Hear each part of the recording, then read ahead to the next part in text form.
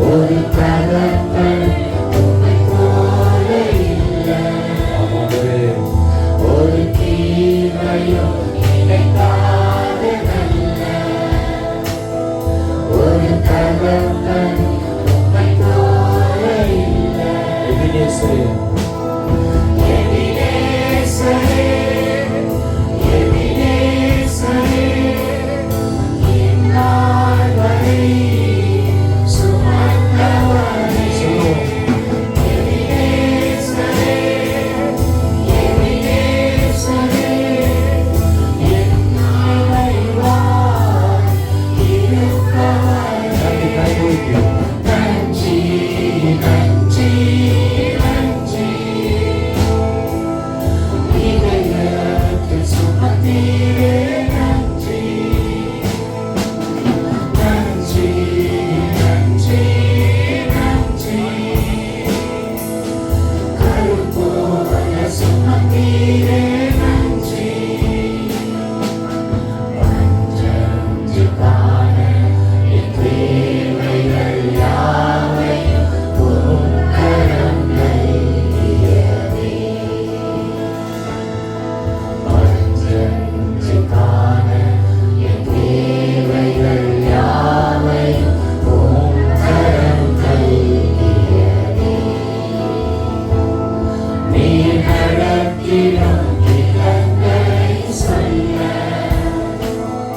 ஒரு பூரண வார்த்தையே இல்லை. நீர் நடத்திடும் இடங்களை சொல்ல ஒரு பூரண வார்த்தையே இல்லை.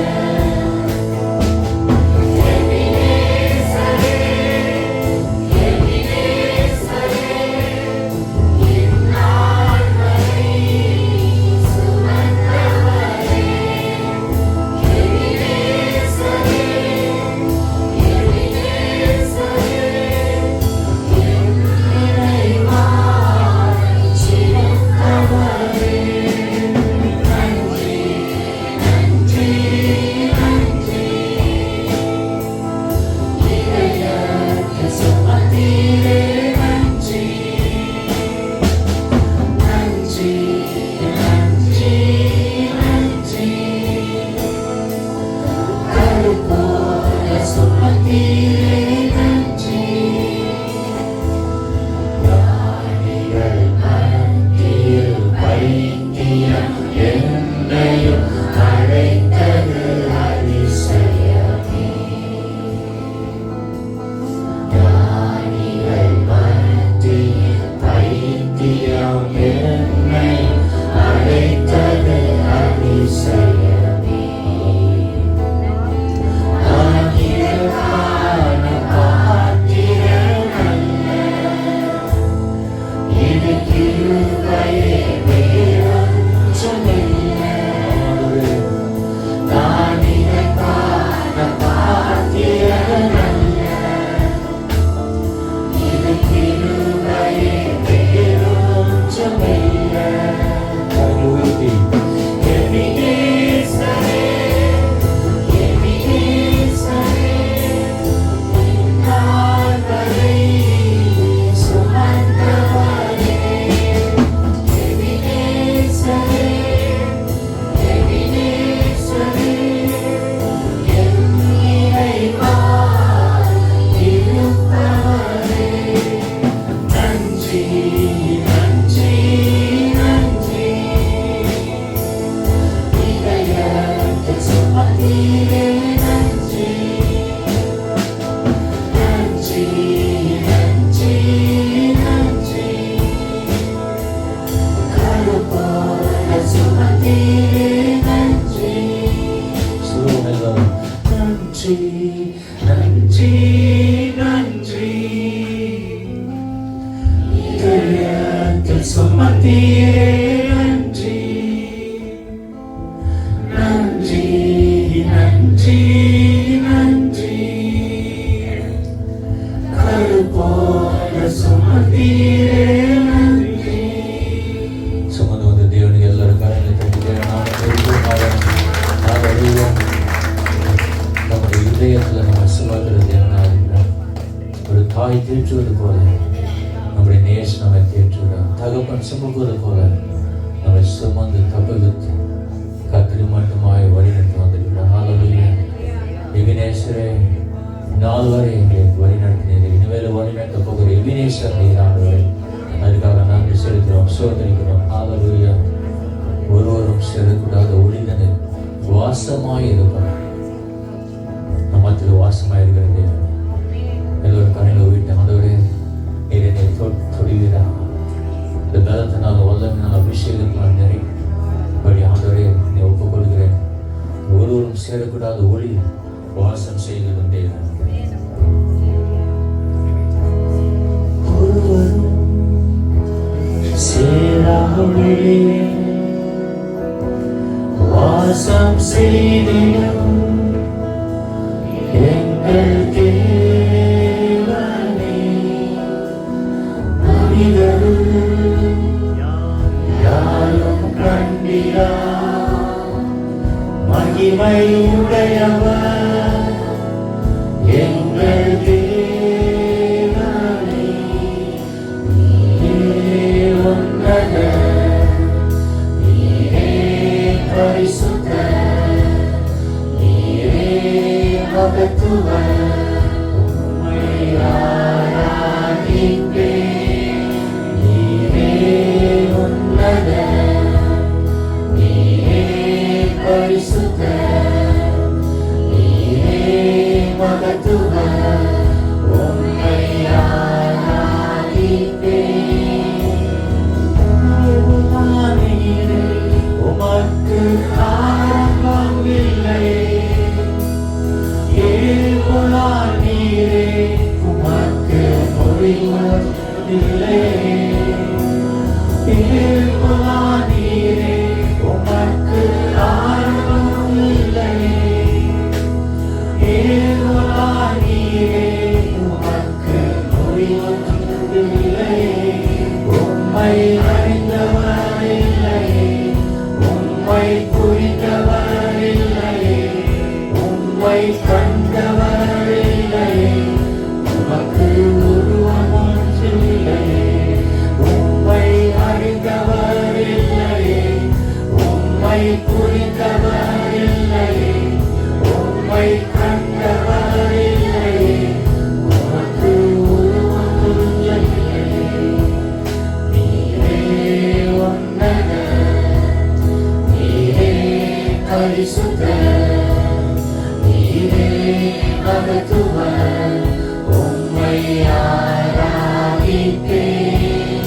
நீரே உன்னதர், நீரே பரிசுத்தர், நீரே மகத்துவர். உம்மை ஆராதிப்பேன். ஒருவரும் சேராத ஒளியே வாசம் செய்திடும் எங்கள் தேவனே. மனிதரும் யாரும் கண்டிரா மகிமையுடையவர் எங்கள் தேவனே. நீரே உன்னதர், நீரே பரிசுத்தர், நீரே மகத்துவர். உம்மை ஆராதிப்பேன். நீரே உன்னதர், நீரே பரிசுத்தர், நீரே மகத்துவர். உம்மை ஆராதிப்பேன். நீரே உன்னதர், நீரே உன்னதர், நீரே பரிசுத்தர், நீரே மகத்துவர். உம்மை ஆராதிப்பேன். Hallelujah. God is good. Hallelujah. Hallelujah. See, Lord, of every church today. நிறைய காலியான நாற்காலிகள். Many have gone out of station நிறைய பேர் சொந்த ஊருக்கு போயிருக்கிறார்கள். and they'll be here on new night service. புத்தாண்டு இரவில் அவர்கள் திரும்ப வருவார்கள். But it's always a joy to be in God's presence. கர்த்தருடைய சமூகத்தில் இருப்பது எப்பொழுதும் ஆனந்தம். Especially on this last Sunday of the year. ஆண்டினுடைய கடைசி ஆராதனையில் வந்து கூடியிருப்பது மிகப்பெரிய To சந்தோஷம். worship Him and to hear His word. அவரை ஆராதித்து அவருடைய வார்த்தையை தியானிப்பது பெரிய பாக்கியம். Hallelujah. ஹல்லேலூயா. Genesis chapter 45. ஆதியாகமம் 45ஆம் அதிகாரம். We know the story of Joseph. யோசேப்புடைய கதை நம்ம எல்லோருக்கும் தெரியும். Verse 4 and 5. 4-5 வசனங்கள். அப்பொழுது யோசேப்பு தன் சகோதரரை நோக்கி என் கிட்ட வாருங்கள் என்றான். அவர்கள் கிட்ட போனார்கள். அப்பொழுது அவன், நீங்கள் எகிப்துக்கு போகிறவரிடத்தில் விற்று போட்ட உங்கள் சகோதரனாகிய யோசேப்பு நான் தான். என்னை இவ்விடத்தில் வரும்படி விற்று போட்டதினால் நீங்கள் சஞ்சலப்பட வேண்டாம். அது உங்களுக்கு விசனமாயிருக்கவும் வேண்டாம். ஜீவ ரட்சணை செய்யும்படிக்கு தேவன் என்னை உங்களுக்கு முன்பாக அனுப்பினார். Hallelujah. Hallelujah. Joseph had enemies in his own household. யோசேப்புக்கு அவனுடைய எதிரிகள் அவனுடைய வீட்டுக்குள்ளே இருந்தார்கள். Bible says that household is your own enemy, right? உங்கள் வீட்டாரே உங்களுக்கு சத்துரு என்று ஆண்டவரும் சொல்லியிருக்கிறார். அப்போ சொல்லிட்டாரு God. Amen. Amen. So Joseph, all his brothers were enemy to him. யோசேப்புக்கு அவனுடைய சகோதரர்கள் எல்லாம் சத்துருவானார்கள். What is the reason for his brothers to go against Joseph? யோசேப்புக்கு எதிராக அவர்கள் செயல்படுவதற்கு காரணம் என்ன? What is the reason? என்ன காரணம் சொல்லுங்க? Jealousy, yes. பொறாமை. That's very true. அது ரொம்ப உண்மை. Jealousy is a very big sin. பொறாமை ரொம்ப பெரிய பாவம். It's like a cancer. அது ஒரு புற்றுநோய். The word of God, we see that jealousy melts bones. கர்த்தருடைய வசனம் சொல்லுகிறது பொறாமை எலும்புருக்கி. Because of jealousy, they wanted to kill Joseph actually. பொறாமையினாலே யோசேப்பை கொலை செய்ய அவர்கள் முடிவு செய்தார்கள். But they were so scared that the blood stain would come upon their hands. அவர்கள் கரங்கள் மீது இரத்தப்பொடி உண்டாகிவிடுமோ என்கிற பயம் அவர்களுக்கு இருந்தது. So they thought they will just put him in a pit. ஒரு குழியில தூக்கி எறிவோம் என்று அவர்கள் முடிவு செய்தார்கள். And then they thought the blood stain will come upon their hand. அப்பொழுது இரத்தப்பொடி தங்கள் கையிலே வராது என்று நினைத்தார்கள். So they sold Joseph to Ishmaelites. இஸ்மவேலர்களுக்கு யோசேப்பை விற்று போட்டார்கள். They sold as a slave in Egypt for 20 shekels. 20 ஷெக்கேல் வெள்ளிக்காக தன்னுடைய சகோதரனை அவர்கள் விற்று போட்டார்கள். But in the Genesis chapter 45 we see ஆதியாகமம் 45ஆம் அதிகாரத்தில் பார்க்கிறோம். he said, I am your brother, நான் உங்கள் சகோதரன். the one you sold me into Egypt. எகிப்திலே நீங்கள் விற்று போட்ட உங்கள் சகோதரன் நான் தான். But do not get angry with yourself for selling me here. உங்கள் மீது நீங்களே கோபப்படவும் வேண்டாம். என்னை நீங்கள் விற்று போட்டபடினால். And he says, because it was to save lives that God sent me ahead of you. மக்களை ரட்சிக்கும்படியாக கர்த்தர் என்னை உங்களுக்கு முன்பாக அங்கே அனுப்பினார். Hallelujah. Hallelujah. What the devil means to do something to you. பிசாசு உங்களுக்கு தீங்கு செய்ய திட்டமிட்டால், When enemy means something evil to you, உங்களுடைய எதிரி உங்களுக்கு எதிரான ஒரு திட்டத்தை the தீட்டினார், Lord will turn everything for your good. கர்த்தர் எல்லாவற்றையும் நன்மையாக மாற்றுவார். எத்தனை பேர் நம்புவீர்கள்? Hallelujah. Hallelujah. So do not panic. ஆகவே கலங்க வேண்டாம். Do not worry. சோர்ந்து போக வேண்டாம். Only when you go through, you will see a breakthrough. நீங்கள் அதன் வழியாக சென்றால் தான் வெற்றியை The காண்பீர்கள். Lord will turn everything upside down. கர்த்தர் எல்லாவற்றையும் தலைகீழாக For மாற்றுவார். nothing is too difficult for the Lord. ஆண்டவருக்கு கஷ்டமானது ஒன்றுமே இல்லை. You see, Jesus instructed his followers that forgiveness was foundational in our relationship with the Heavenly Father. பரலோகத்தின் பிதாவுக்கு இருக்கிற உறவிலே மன்னிப்பது மிக மிக முக்கியமான அங்கம் வகிக்கிறது என்பதை இயேசு கிறிஸ்து தம்முடைய சீடர்களுக்கு கற்றுக் I கொடுத்தார். want to talk to you this morning about forgiveness. மன்னிப்பை குறித்து நான் இந்த காலை நேரத்தில் பேச விரும்புகிறேன். Hallelujah. Hallelujah. It's a very important thing for spiritual life. ஆவிக்குரிய வாழ்க்கைக்கு இது மிக மிக முக்கியமான பாடம். Jesus said in Matthew chapter 6, இயேசு சொன்னார் மத்தேயு 6ஆம் அதிகாரத்தில், forgive us our debts as we forgive our debtors. எங்கள் கடனாளிகளுக்கு நாங்கள் மன்னிக்கிறது போல எங்கள் கடன்களை மன்னிப்பீராக. You see, church, you cannot have a right relationship with the Lord and have a wrong relationship with God's people. கர்த்தருடைய மக்களிடத்தில் தவறான உறவோடு கர்த்தரோடு நேரான உறவோடு இருக்க முடியாது. Forgiveness is not optional. மன்னிப்பு என்பது செய்தாலும் செய்யலாம் என்கிற ஒரு செயல் அல்ல. You must forgive if you are going to live in the favor of God. கர்த்தருடைய தயவை பெற வேண்டுமானால் மன்னித்தே ஆக வேண்டும். Forgiveness is cleansing for our soul, மன்னிப்பு என்பது உங்களுடைய ஆத்துமத்தை சுத்தம் பண்ணும். not whitewashing.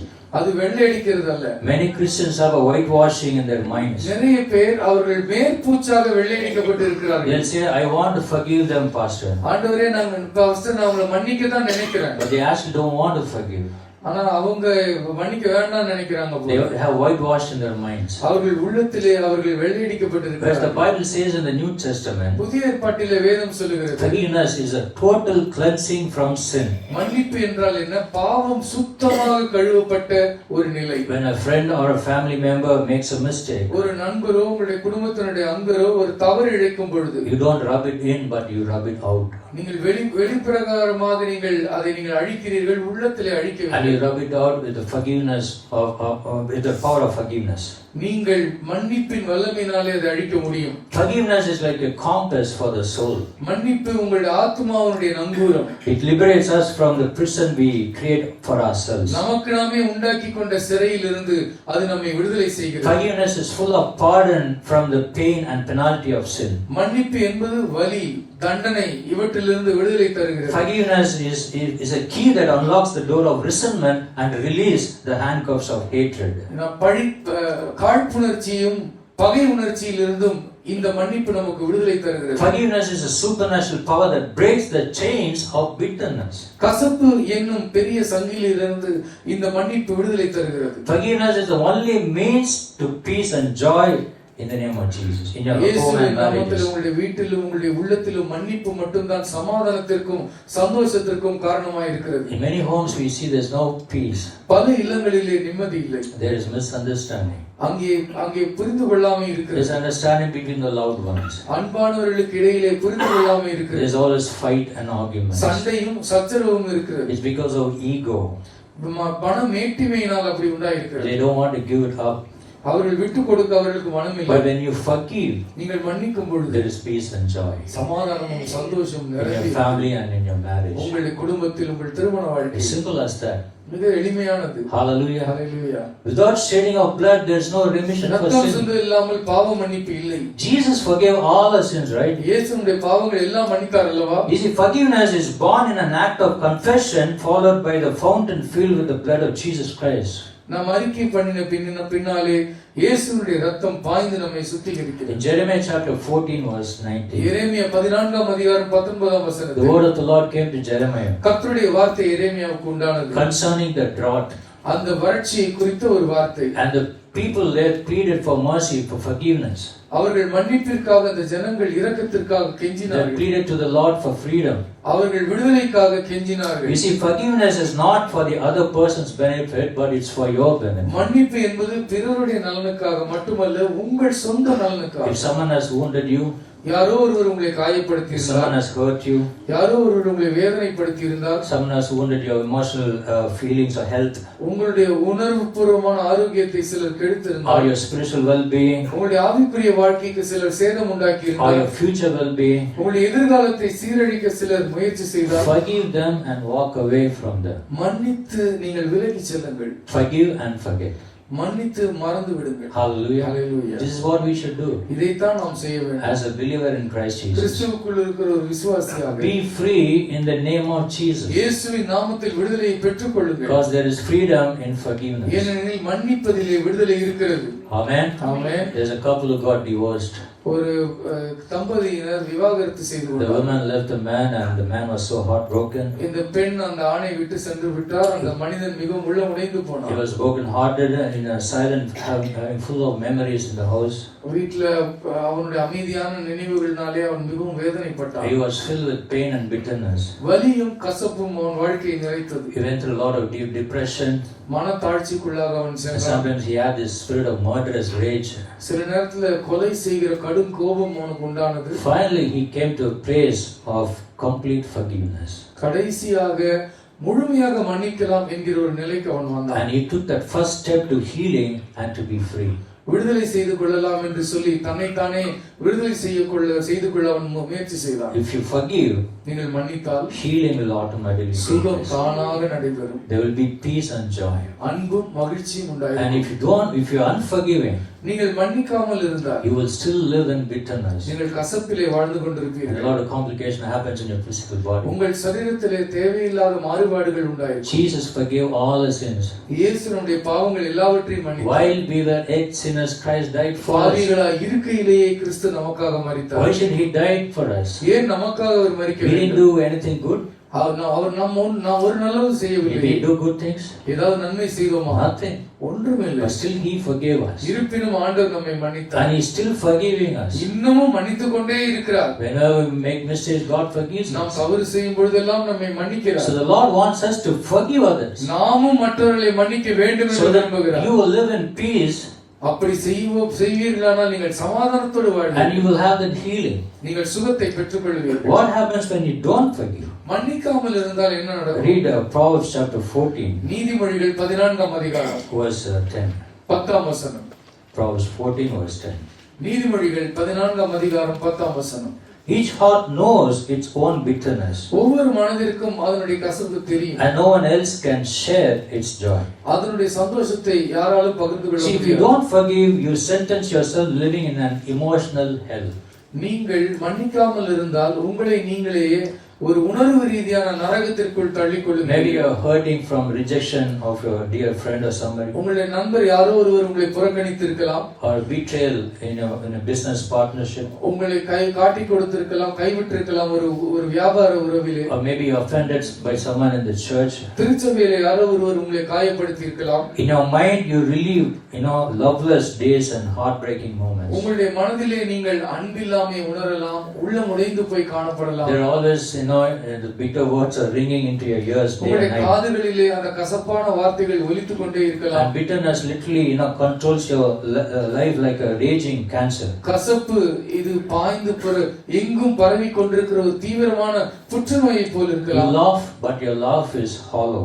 நீங்கள் சிரிக்கிறீர்கள், அந்த சிரிப்பிலே வெறுமை தான் இருக்கிறது. You smile, but behind the smile, the mask are the tears. உங்களுடைய புன்னகைக்கு பின்னால் முகமூடி தான் இருக்கிறது. You go through the motions of life like a robot without feelings. நீங்கள் உணர்வற்ற ஒரு எந்திரத்தை போல நீங்கள் கொஞ்ச நாளிலே Then what மாறிவிடுவீர்கள். happens? You search for some kind of relief, அப்ப என்ன நினைக்கிறீங்க? ஒரு விடுதலைக்காக தேடுகிறீர்கள். and you go for some drug formulas. சில நேரத்துல சில மருந்துகளை சாப்பிடலாம் என்று Sometimes, there's a lot of misunderstanding in the home, and people take, the loved ones to the psychiatrist.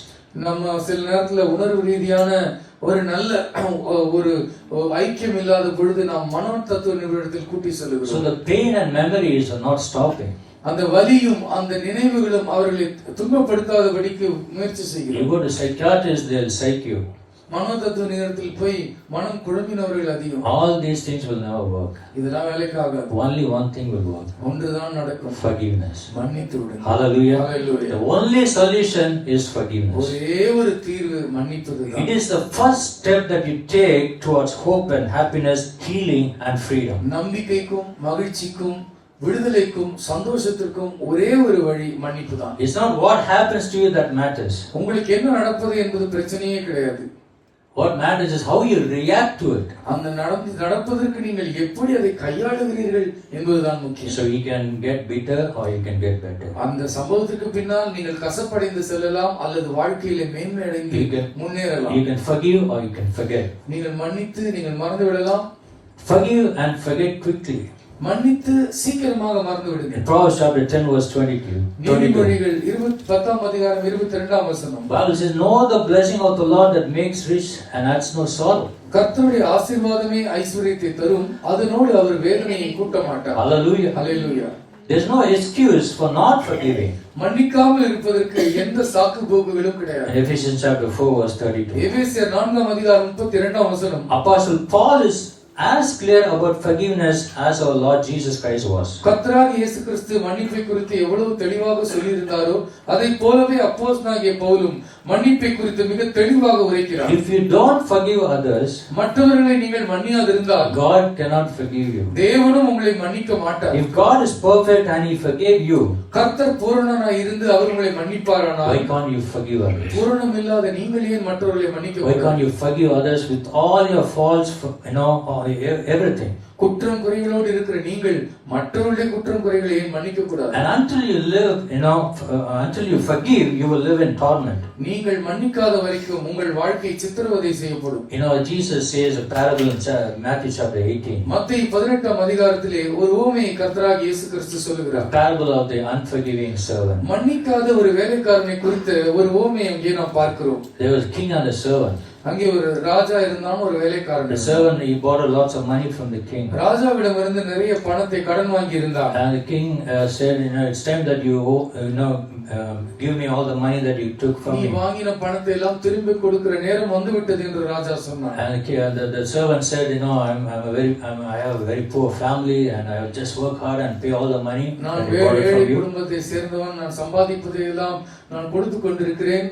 So the servant begged for some more time and patience. கொஞ்சம் நேரமா என் மீது பொறுமையாயிரும், எனக்கு நேரம் தாரும் என்று சொல்லி அவன் ராஜாவிடம் கெஞ்சுகிறான். But the king moved with compassion. அந்த ராஜா மனதுருகுகிறான். And he forgave and cancelled the entire debt. தள்ளி போடுவது மட்டுமல்ல, உன் கடன்களை மன்னிக்கிறேன் என்று சொல்லி அந்த வேலைக்காரனுடைய கடன்களை தள்ளுபடி செய்தார். But this same servant, somebody else borrowed money from this servant. இதே வேலைக்காரனிடம் இருந்து இன்னொரு சக வேலைக்காரன் பணம் வாங்கி இருந்தான். But he did not forgive that guy. அந்த மனிதனை இவன் மன்னிக்கவில்லை. So the king heard this news. இந்த செய்தியை ராஜா கேள்விப்பட்டான். And he was moved with anger. அவனுக்கு ராஜாவுக்கு கடும் கோபம் ஏற்பட்டது. He said, hand him over to the torturers. அவனை சித்திரவதை செய்கிற கூடத்திற்குள் அவனை அழைத்து செல்லுங்கள் என்றார். So how many people that we have sent to an emotional prison? எத்தனை பேரை நாம் இப்படிப்பட்ட உணர்வு ரீதியான சிறைக்குள்ளே அடைத்து வைத்திருக்கிறோம். That we have held hostage because of a past offense that you will not forgive. கடந்த காலத்தில் ஏற்பட்ட அந்த காயங்களினாலே அவர்களை விடுதலை செய்ய மாட்டேன் என்று சொல்லி அவர்களை சிறைப்படுத்தி வைத்தார். Even though God has forgiven us.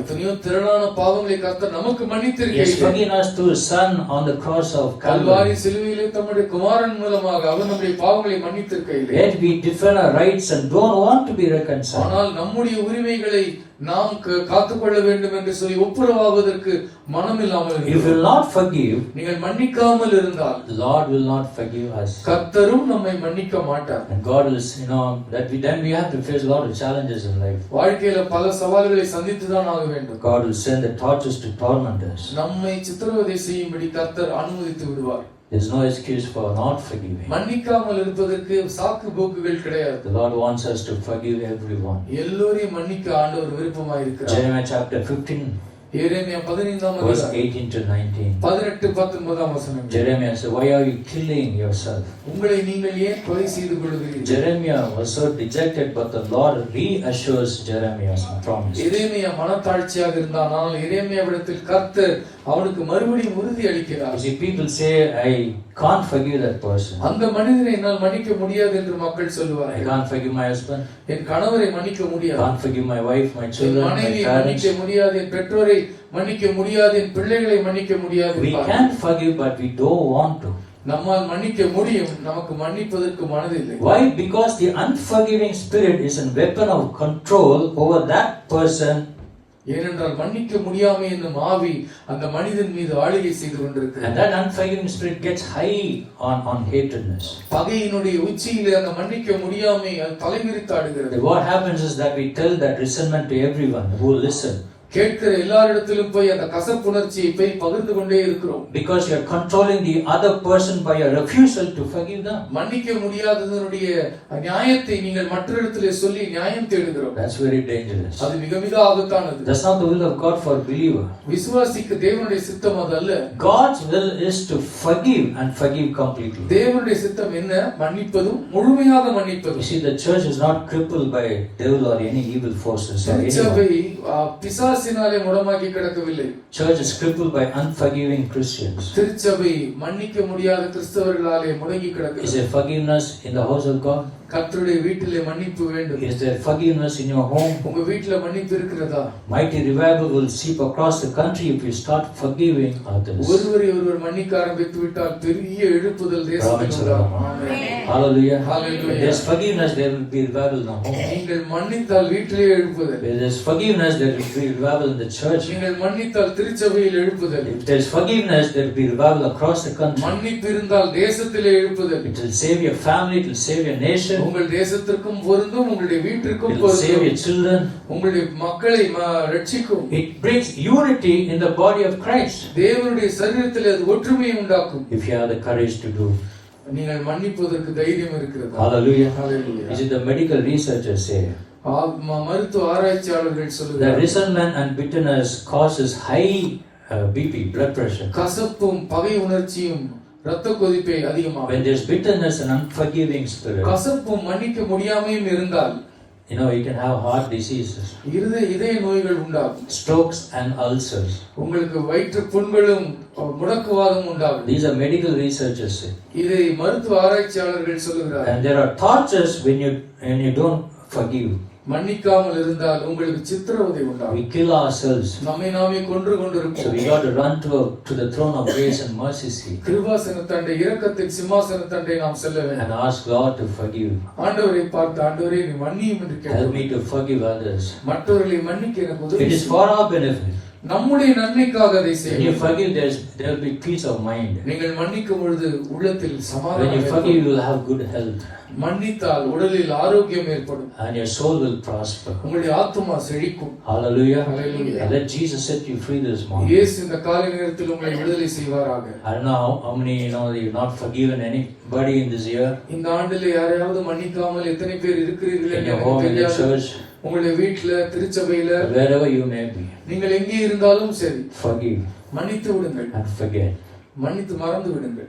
Then the peace of God rest on you. அப்பொழுது தேவனுடைய சமாதானம் உங்கள் மீது So தங்கியிருக்கும். forgiveness is very important in Christianity மன்னிப்பு கிறிஸ்தவ வாழ்க்கையில் மிக மிக for our முக்கியம். spiritual life. நம்முடைய ஆவிக்குரிய வாழ்க்கைக்கு. Hallelujah. Hallelujah. Our soul will be healthy நம்முடைய ஆத்துமா பலமடையும், and prosperous. செழிப்பாகும். May God bless His கர்த்தர் word. இந்த வார்த்தையை ஆசீர்வதிப்பாராக. Let's all close our eyes நாம் யாவரும் and ask God to pray, நாம் ஜெபிப்போம். especially that we should forgive others. எல்லோரையும் மன்னிக்கும்படியாக Let us commit our lives to the Lord. நம்மை நாமே நம்முடைய வாழ்க்கை கர்த்தரிடத்தில் Let's அர்ப்பணிப்போம். all stand to எல்லோரும் எழுந்து மனதார Hallelujah. உள்ளத்தை சுத்தமாக்குவோம்.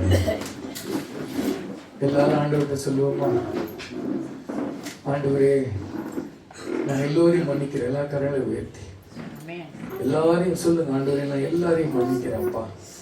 உங்களை அவமானப்படுத்தி பேசினவங்க அவங்களை மன்னிங்க, அவங்களை ஆசீர்வதிங்க. இயேசுவே, எனக்கு விரோதமாய் பேசினவர்களை நான் மன்னிக்கிறேன். அவர்கள் குடும்பத்தை நான் ஆசீர்வதிக்கிறேன் அப்பா.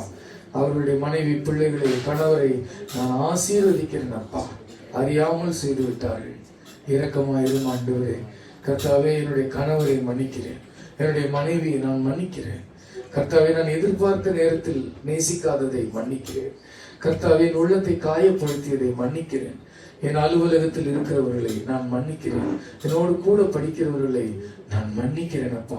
கசப்பு எனக்கு வேண்டாம் ஆண்டவரே. கசப்பை பிறருக்கு கொடுப்பதற்காக நீர் என்னை தெரிந்து விடவில்லை. அளவில்லாத அன்பின் வாய்க்காலாக நீர் என்னை மாற்றி இருக்கிறீர் ஆண்டவரே. எனக்காக எல்லாவற்றையும் சுமந்து கொண்டீரே. என்னிடத்தில் என்ன தகுதி இருக்கிறது ஆண்டவரே? என் அக்கிரமங்களை எனக்கு மன்னித்தீரே. என்னுடைய மோசமான எண்ணங்களை எனக்கு மன்னித்தீரே. என்னுடைய அழுக்கான சிந்தனையை மன்னித்தீரே. என்னுடைய பொறாமையை மன்னித்தீரே. என்னுடைய பழி உணர்ச்சியை மன்னித்தீரே. நானும் பிறரை மன்னிக்க ஆண்டவரே எனக்கு உதவி செய்தவர்களும் ஆண்டவரே எனக்கு தீமை செய்தவர்களை எல்லாம் கரலை உயர்த்தி நான் ஆசீர்வதிக்கிறேன். ஒருவேளை அது உங்களுடைய ரிலேட்டிவ்ல யாராவது இருக்கலாம். அவங்களை முன்னாடி கொண்டு வாங்க, அவங்க குடும்பத்தை கொண்டு வந்து அவங்கள ஆசீர்வதிங்க ஆண்டவரே. அவங்கள ஆசீர்வதிங்கப்பா. அவங்களை கை விட்டுறாதீங்கப்பா. அவர்கள் குறைகளை அவர்களுக்கு மன்னிங்கப்பா ஆண்டவரே. அவர்களை பலப்படுத்துங்க ஆண்டவரே. அவர்களுக்கு ஒருவேளை அவர்கள் எடுத்த தவறு இருக்கும் என்று நான் நினைத்தால் ஆண்டவரே அதிலிருந்து அவர்களுக்கு விடுதலை தாங்கப்பா. கர்த்தாவே, என்னை காயப்படுத்தின காயப்படுத்தினவர்களை நான் மன்னிக்கிறேன் ஆண்டவரே. அவர்களை ஆசீர்வதிங்கப்பா. நான் அவர்களை போல பிறரை காயப்படுத்தி விடாதபடிக்கு என்னை காத்துக் கொள்ளுங்க. அவர்களும் மனம் திரும்ப உதவி செய்யுங்க ராஜா. உதவி என்னை சுத்தமாக்கும் ஆண்டவரே. அழுக்கு எனக்கு வேண்டாம் ஆண்டவரே. என்னிடத்துல கள்ளம் கவடம் தேவையில்லை ஆண்டவரே. வெறுப்பு எனக்கு வேண்டாம் ஆண்டவரே. எனக்கு தீமை செய்தல் என கருளை வேண்டியப்பா. எனக்கு தீமை செய்தவனுக்கு நான் நன்மை செய்யணும்ப்பா. எனக்கு யார் தீமை செய்தாலும் நான் யார் தெரியுமா? நான் பழி வாங்க மாட்டேன். நான் பழி வாங்க போறேன். நான் மறக்க மாட்டேன். மறக்க மாட்டியா? கர்த்தர் மறக்க மாட்டேன் என்று சொன்னால் நீயும் நானும் என்ன ஆகும்? நிறைய பேர் சொல்லுவாங்க நான் மறக்க மாட்டேன். அருமையான சகோதரனே சகோதரியை, கர்த்தர் மறந்தாரே. நம்மை மறந்து மகனாக மகளாக நம்மை அணைத்து கொண்டாரே. நம்மை முத்தமிட்டாரே. நம்மை தழுவி கொண்டாரே. நம்மை ஏற்றுக்கொண்டாரே. அந்த அன்பு உன்னை போல் பிறனை நேசி.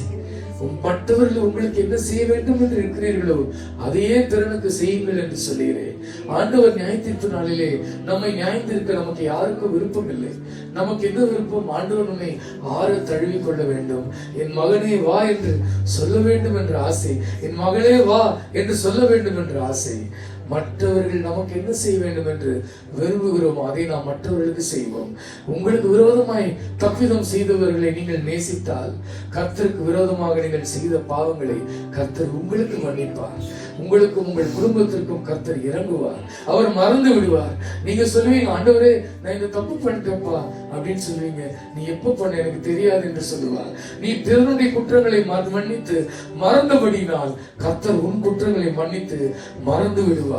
எந்த அளவினால் அளக்கிறீர்களோ அதே அளவினால் அளக்கப்படும். இரக்கம் செய்கிறவனுக்கு இரக்கம் செய்யப்படும். அன்பு காட்டுகிறவனுக்கு அன்பு காட்டப்படும். மன்னிக்கிறவனுக்கு மன்னிக்கப்படும். கொடுக்கிறவனுக்கு கொடுக்கப்படும். இறங்குங்கள், பிறனுக்கு இறங்குங்கள், கர்த்தர் உங்களுக்கு இறங்குவார். இந்த சிறியவரில் ஒருவனுக்கு நீங்கள் எதை செய்தீர்களோ அதை எனக்கே செய்தீர்கள். காண்க சகோதரத்தில் அன்பு கூற முடியாமல் கர்த்தரிடத்தில் அன்பு கூறுகிறேன் என்று சொல்லுகிறவன் பொய்யன் என்று வேதம் சொல்லுகிறது. பொய்யர்களாக நாம் இந்த ஆண்டை முடிக்க வேண்டும். எல்லாம் கரங்களை உயர்த்தி சடங்கல்ல கிறிஸ்தவம் வாழ்ந்து காட்டுங்கள். 2 மணி நேரம் ஆராதனை அல்ல கிறிஸ்தவம். 24 மணி நேரம் வாழ்வதுதான் கிறிஸ்தவம். ஆண்டவரே நான் வாழ எனக்கு உதவி செய்யும். இந்த அன்பில்லாத உலகத்திலே உலகம் என் மூலமாக அன்பை காணட்டும். பகை நிறைந்த இந்த உலகத்திலே, கசப்பு நிறைந்த உலகத்திலே மொழி பேசுறவர்களுக்குள்ளே போராட்டம், நாடுகளுக்குள்ள சண்டை, மதங்களுக்குள்ள சண்டை, கசப்பு வைராகியம். இந்த உலகத்துல தேவையான அளவுக்கு கசப்பு இருக்கிறது. தேவையான அளவுக்கு பகை இருக்கிறது. தேவையான அளவுக்கு குழப்பங்கள் இருக்கிறது. நாமும் அந்த பகையிலே சேர்ந்து கொள்ள வேண்டாம். அந்த சண்டையிலே சேர்ந்து கொள்ள வேண்டாம். அந்த கசப்பிலே சேர்ந்து கொள்ள வேண்டாம். அன்பின் ஊழியர்களாக, அன்பின் வீரர்களாக கர்த்தர் நம்மை பயன்படுத்துவாராக. நீ ஒரு இடத்தில் இருந்தால் உன்னை பார்க்கிறவர்கள் இயேசுவை காண வேண்டும். அன்பின் மழை பெய்ய வேண்டும். உன்னிலிருந்து அன்பு பெருக்கெடுத்து ஓட வேண்டும். மக்கள் காயங்கள் குணமடைய வேண்டும். காயப்பட்டவர்கள் குணமடைய வேண்டும். கசப்புகள் வைராக்கியங்கள் நீங்க வேண்டும். பேசால் இந்த ஆண்டு முடிவதற்குள்ள பேச மாட்டேன் என்று சொன்ன இடத்தில் போய் பேசுங்கள். பார்க்க மாட்டேன் என்பவர்களை போய் பாருங்கள். அவர்களுக்கு உதவி செய்யுங்கள். அவர்கள் கண்ணீரை துடைத்து விடுங்கள். கர்த்தர் உங்களை ஆசீர்வதிப்பார். ஆண்டவரே எங்களை நீ சுத்தமாக்கியதற்காக நன்றி. எங்கள் பாவங்களை கழுவியதற்காக நன்றி. நீர் எங்கள் மீது அன்பா இருந்தது போல இயேசு கிறிஸ்து தன்னை துணியொலிக்க அடித்தவர்களை, கொடுமைப்படுத்தினவர்களை, காரி உமிழ்ந்தவர்களை, சித்திரவதை செய்தவர்களை அவர் என்ன செய்தார்? பிதாவே இவர்களை மன்னியும், தாங்கள் செய்வது இன்னதென்று அறியாதிருக்கிறார்கள். இதெல்லாம் கரங்களை வைத்து சொல்லலாம். அப்பா என்னை என் விரோதமாய் பேசினவர்கள் தெரியாம பேசிட்டாங்கப்பா. ஆண்டவரே எனக்கு விரோதமாய் செயல்பட்டவர்கள் தெரியாமல் செய்து விட்டார்கள். அவர்களை தண்டித்து விடாதரும். அவர்கள் மீது இரக்கமாயிரும். கர்த்தாவே எங்களுக்கு விரோதமாய் பேசினவர்களை மன்னித்து விடுங்கப்பா. செயல்பட்டவர்களை மன்னித்து விடுங்கப்பா. கர்த்தாவே என்னை மன்னிப்பீராக. துன்மார்கன் மீது பொறாமை கொள்ளாது என்று வேதம் சொல்லுகிறது. அதே போல நமக்குள் இருக்கிற பொறாமை, சில பேரின் மேல் இருக்கிற வெறுப்பு, கசப்பு மன்னிப்பு கேட்பா. ஆண்டவரே என்னை மன்னியும், என்னை சுத்தமாக்குங்கப்பா, என்னை சுத்தமாக்குங்க. ஆண்டவரே நான் பிறனுடைய வேதனைக்கு காரணமா இருந்தால், பிறனுடைய வலிக்கு காரணமா இருந்தால் எனக்கு காட்டுங்க ஆண்டவரே. நான் ஒப்புரவாக எனக்கு உதவி செய்யுங்கப்பா. ஒப்புரவாக எனக்கு உதவி செய்யுங்கப்பா. கர்த்தர் என்னை சுத்தமாக்கும் ஆண்டவரே. சுத்தமாக்கினபடி நான் நன்றி. உடைய வார்த்தைகளை சுத்தமாக்கி இருக்கிறது. உடைய திருக்கரத்தில் எங்களை அர்ப்பணிக்கிறோம். இயேசுவின் நாமத்தில் ஜெபிக்கிறோம் பிதாவே. ஆமென். You may be seated. நீங்கள் உட்காரலாம்.